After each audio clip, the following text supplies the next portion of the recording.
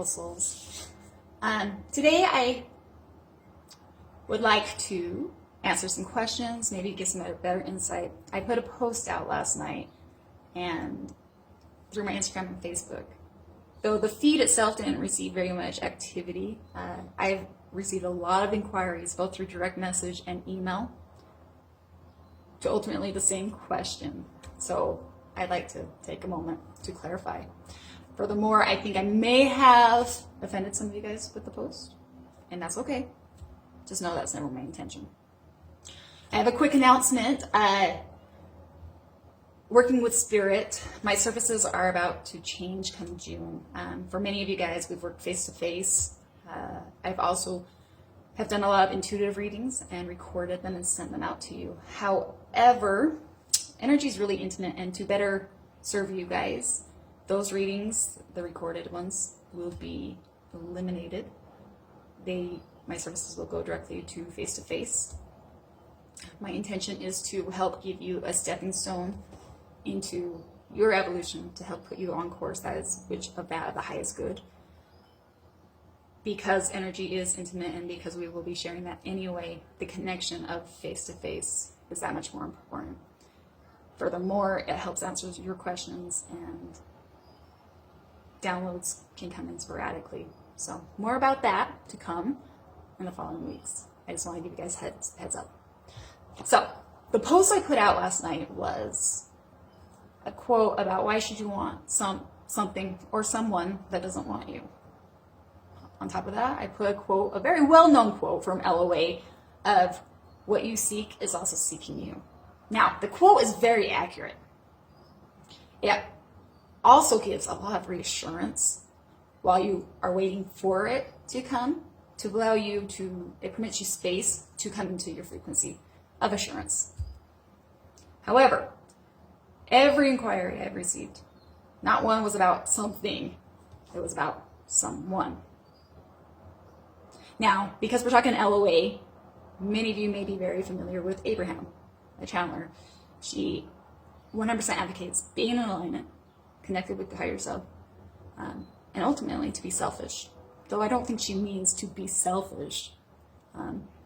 My interpretations and through my own evolution, my own growth, and through my guides, what she's really advocating is coming into a frequency of self, through higher self, to be in that pure vibration, the most that you can, high frequency, high flying disc, if you will, of self-love. Through this process, we gain clarity, we understand what we want, and things come to us like a magnet. The repeated question: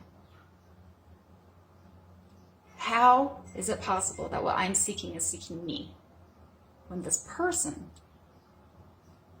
is rejecting me or doesn't want me?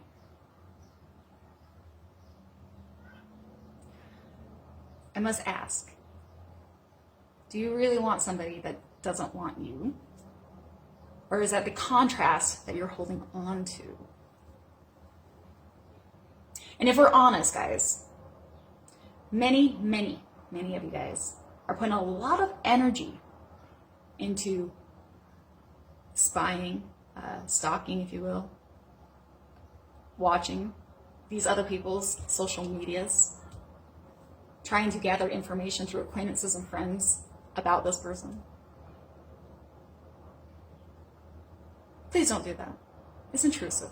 If the tables were turned and somebody was attached to you that you chose that you didn't want in your life,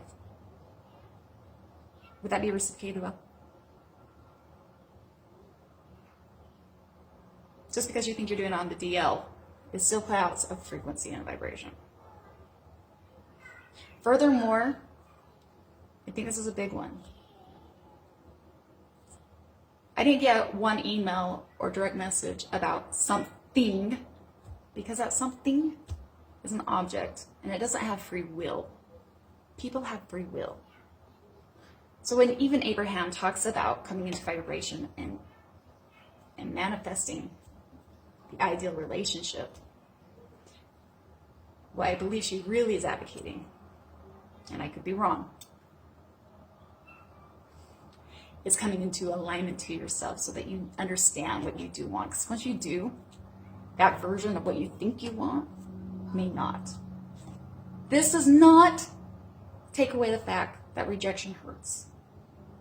It does not take away the fact that any breakup or separation can tear out your heart, and that when you genuinely care about somebody still and they don't want anything to do with you, doesn't leave you in pain.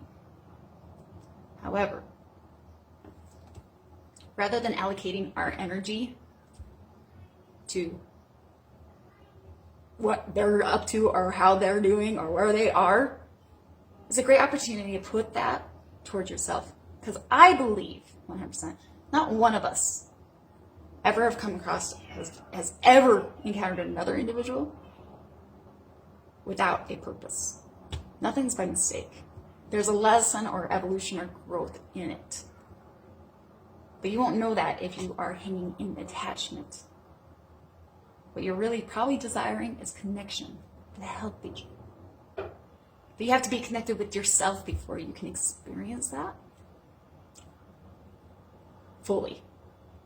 To really, I want to make sure this is clear, but there's a difference between attachment and connection. So you have to be connected with yourself to understand what that is. Free will is huge, guys.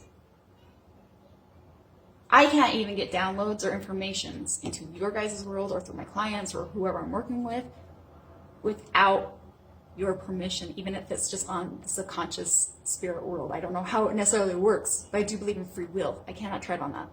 Furthermore, think about it. Spirit guides, they won't tread on your free will. They will not come help you unless you ask. They're only a call away, but they'll never intervene. Free will is huge. So why should you want something or someone that doesn't want you?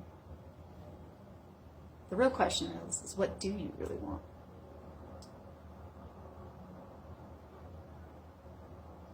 To find that frequency, that vibration that aligns to the higher good of all involved.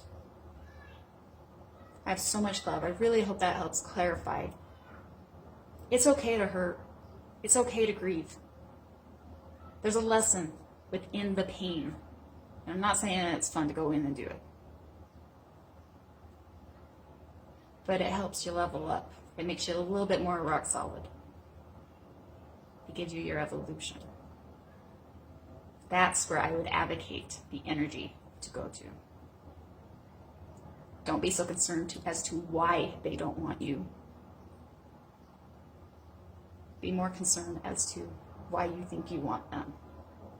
Because once you come into that alignment and you know your self-love, it won't even be a question. I have so much love for you guys. Till next time.